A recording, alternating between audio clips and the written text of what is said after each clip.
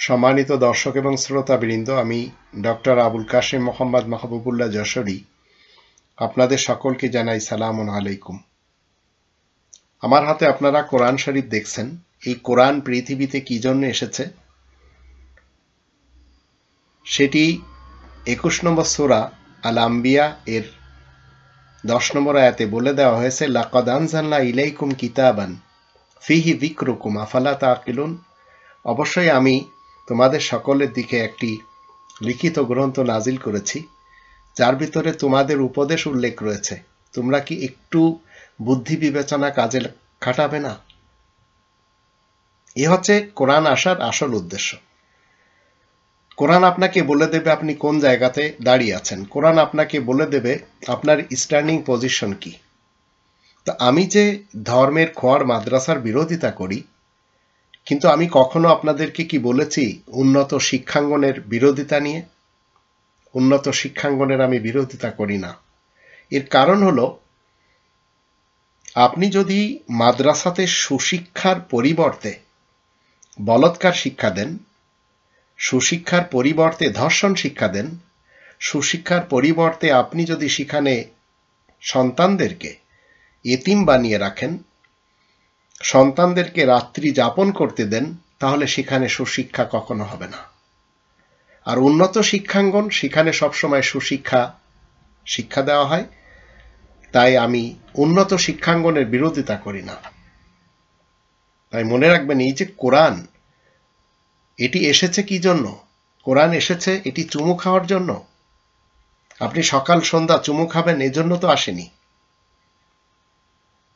আপনি যদি এই কোরআনটা সুন্দর একটি গ্লাফে কি করলেন, মোড়ায়ে উপরে আতর লাগিয়ে রেখে দিলেন, এতে কি কোরআনের উদ্দেশ্য হাসিল হয়ে যাবে? যেমন ধরুন, আমি ইরান থেকে খেজুর আনি, মানে ইরানের খেজুর আমি এনে এটা খাই।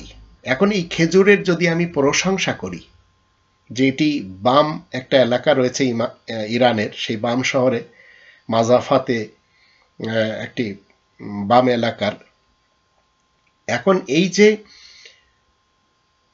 খেজুর, এই খেজুর নিয়ে যদি আমি বই লিখি, এই খেজুর নিয়ে যদি আমি তাফসির করি, এই খেজুর নিয়ে যদি আমি কি করি, মানুষের সামনে তুলে ধরি খুব উপকারী জিনিস, কিন্তু আমি খেলাম না, তাহলে এই যে নিয়ামত, এই নিয়ামতের সাথে আমি কি করলাম?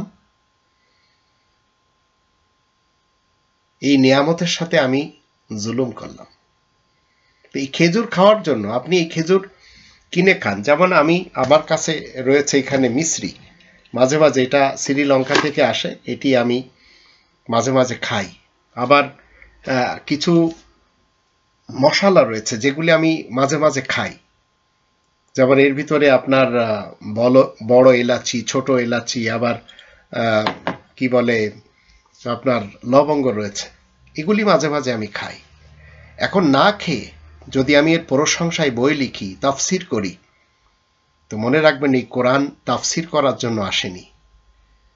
ধর্মের যে শিক্ষাঙ্গন রয়েছে, আলিয়া মাদ্রাসা, খারিজি মাদ্রাসা, কওমি মাদ্রাসা, ফুরকানিয়া মাদ্রাসা, এমদাদিয়া মাদ্রাসা, আবার এতিমখানা, এই টাইপের যেগুলি সব তৈরি করা হয়েছে, আজকের দিনে আমরা জানছি কত বেশি সেই সব জায়গাতে ছাত্র ছাত্রীদেরকে রাত্রে যাপন করে সেখানে নির্মমভাবে তাদেরকে কোরআন শেখানোর জন্য পিটুনি দেওয়া হয়। আবার অনেক হুজুররা বলৎকার করে, অনেক হুজুররা ধর্ষণ করে। তো এগুলির বিরোধিতা আমি করেই চলেছি। এমনকি আমার গ্রামেও আমার মৃত বাবার নামে আমার ছোট ভাই এই ধর্মের খোয়ার খুলেছে, সেখানে এই ধরনের ঘটনা হচ্ছিল, আমি জনগণকে সচেতন করেছি।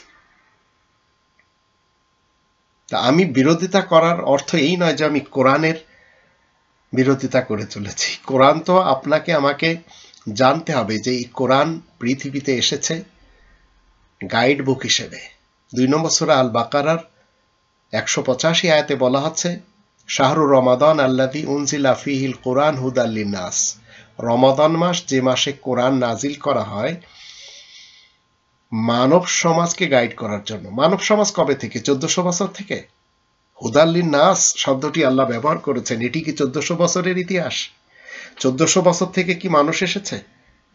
দুনিয়ার শুরু থেকে গ্রন্থ এসেছে। এই গ্রন্থের পূর্বে কোনো গ্রন্থই ছিল না। 46 নম্বর সূরা আল আহকাফের 4 নম্বর আয়াত সেটিই বলে, ইতুনি বিকিতাবি মিন ক্বাবলি হাযা আও আসারাতি মিন ইলমিন ইন কুনতুম সাদিকিন। যদি এই লিখিত গ্রন্থের পূর্বে কোনো গ্রন্থ থেকে থাকে তাহলে এনে দেখাও, যদি তোমরা সত্যবাদী হয়ে থাকো। তো যারা মনে করেন তৌরাত, জব্বুর, ইনজিল অথবা বেদ, রামায়ণ, গীতা অথবা আবেস্তা, বাইবেল অথবা ত্রিপিটক এই সমস্ত গ্রন্থগুলি কোরআনের পূর্বে ছিল, তাহলে আমি আপনাদের সকলের সামনে একটি চ্যালেঞ্জ করছি। 46 নম্বর সূরা আল আহকাফের 4 নম্বর আয়াত দ্বারা আপনারা সেই গ্রন্থ এনে দেখান, যে গ্রন্থ বলবে যে আমি কোরআনের পূর্বেকার গ্রন্থ, আমি এই কোরআন প্রচার করা ছেড়ে দেব। আর যদি আপনি মনে করেন কোরআনের হাফেজ হলে আপনি 10 জনকে জান্নাতে নিয়ে যাবেন, এমন একটি আয়াত যদি কোরআন থেকে দেখায় দেন, আমি কোরআন প্রচার ছেড়ে দেব।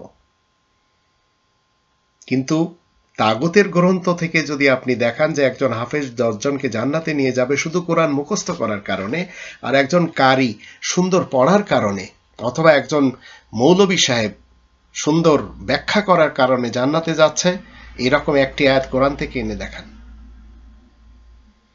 তো ধর্মের খোয়ারে যে সমস্ত ধর্মজীবীরা চাকরি করে খাচ্ছে, আর যারা আমাদের দেশে এই ধর্মের প্রচারক হয়ে টাকা পয়সা হাতিয়ে নিচ্ছে, এদেরকে আল্লাহ কি বলছেন? 2 নম্বর সূরা আল বাকারার 174 নম্বর আয়াত মতে, এরা সবাই আগুনখোর। এই আগুনখোরদের কাছে 1,20,000 ধর্মের খোয়ার রয়েছে বাংলাদেশে, আর 3 লক্ষ মসজিদ রয়েছে। তো কোরআন প্রশংসার জন্য আসেনি, কোরআন আসছে গাইড করার জন্য। তা আপনি যদি গাইডেন্স না নেন, আপনি এটি মুখস্থ করেন, আপনি এটি নিয়ে প্রতিযোগিতা করে লক্ষ লক্ষ টাকা হাতিয়ে নিয়ে আসেন, আপনি বিজয় হয়ে আসেন, আপনাকে যদি ফুলের মালা দেওয়া হয়, লাভ নেই। আপনি খুব সুন্দর তাজবিদের সাথে পড়ছেন, কিন্তু অর্থ জানছেন না, কোনো লাভ নেই। মনে রাখবেন, এই 5টি দাবি কোরআনের প্রত্যেকটি মানুষের উপর, সে হিন্দু হোক, বৌদ্ধ হোক, খ্রিস্টান হোক, মাজুসি হোক, আশরাক হোক, যেই হোক না কেন, সকলের উপরে কোরআনের 5টি দাবি রয়েছে। এই 5টি দাবির কোনো একটি দাবি যদি আপনি অমান্য করে জীবন কাটান, অন্তত পরকালে আপনার শান্তি নেই। এই কাল তো কেটে যাচ্ছে।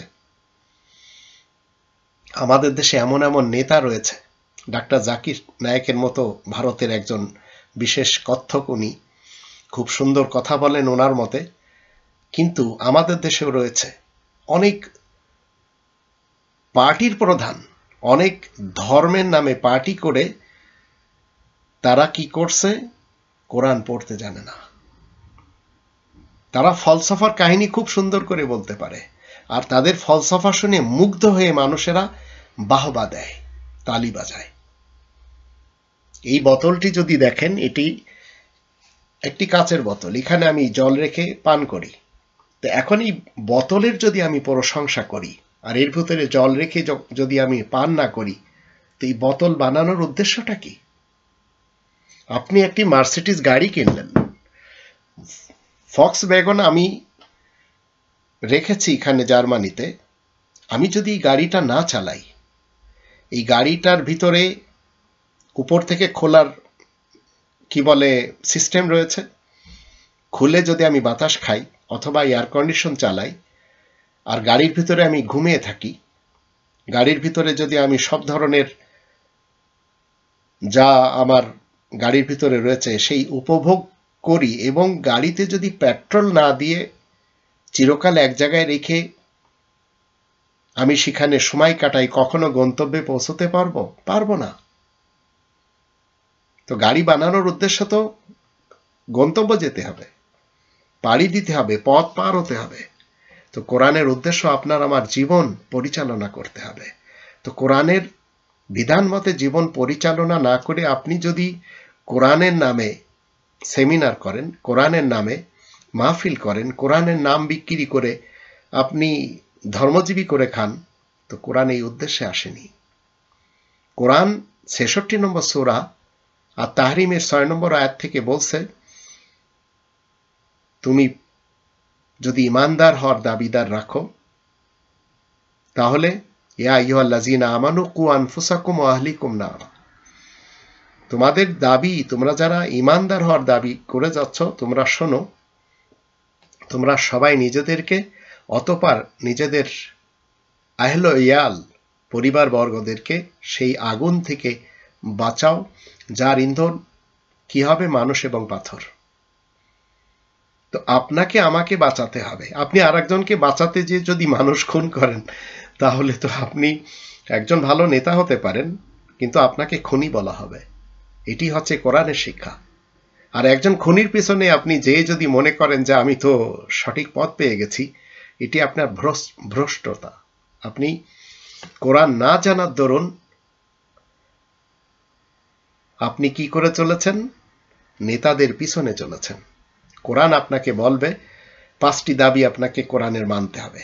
1 নম্বর দাবি হচ্ছে কোরআনকে বিশ্বাস করতে হবে। 2 নম্বর দাবি হচ্ছে কোরআনের ভাষায় কোরআনকে শিখতে হবে। 3 নম্বর দাবি হচ্ছে কোরআনকে মাতৃভাষায় শিখতে হবে। 4 নম্বর হচ্ছে কোরআন মতে জীবন কাটাতে হবে। আর 5 নম্বর হচ্ছে কোরআন প্রচার করতে হবে। এটি হচ্ছে খিলাফত। প্রত্যেক খলিফা এই কাজই করে। এখন আপনি যদি খলিফা না হয়ে একজন দর্জিকে খলিফা মনে করেন, আর একজন এই 5টি কাজ না করে নিজেকে খলিফা বলে, তাহলে এরা খলিফা দর্জি হিসেবে ঠিক আছে। আর একজন মন্ত্র পাঠকারী অথবা একজন শ্লোক পাঠকারী অথবা গদ্য আর পদ্য আর ফলসফা পাঠকারী হয়ে একজন পাঠক হতে পারে, বা একজন কথক হতে পারে, বা একজন ফলসফা জেনে সেটি প্রচার এবং প্রসারকারী হতে পারে, কোরআনের খলিফা হতে পারে না। আর কোরআনের প্রত্যেকটি খলিফা এই পৃথিবীতে তারা নিজেদের বডির ভিতরে কোরআনের বিধান ফিট করে। আর আপনি যদি আবু বকর, ওমর, ওসমান, আলী এই 4 জনকে খলিফা মানেন আর বাকিরা কেউ খলিফা না, তো মনে রাখবেন কোরআন আবু বকর, ওমর, ওসমান, আলী মুক্ত। আর তারা ইতিহাসের লোক। 2 নম্বর সূরা আল বাকারার 141 এবং 134 আয়াত দুটিতে বলা হচ্ছে, তিলকা উম্মাতুন কদ খালাত লাহা মা কাসাবাত ওয়া লাকুম মা কাসাবতুম ওয়া লা তুসআলুনা আম্মা কানু ইয়ামালুন। তারা ছিল দূর অতীতের একটি দল, চলে গেছে, তারা তাদের আমল নিয়ে চলে গেছে, তোমরা তোমাদের আমল নিয়ে চলে যাবে এবং তাদের আমল সম্পর্কে তোমাদের কাছে জিজ্ঞাসা করা হবে না। তো আপনাকে আমাকে নিজের বডির খলিফা হয়ে নিজের বডিকে কোরআন মতে চালাতে হবে, অন্য কোনো সিস্টেম মতে না। এবং কারোর পিছনে যদি আপনি যান, ইওয়ান আমার পিছনেও যদি আসেন, আপনি মুশরিক।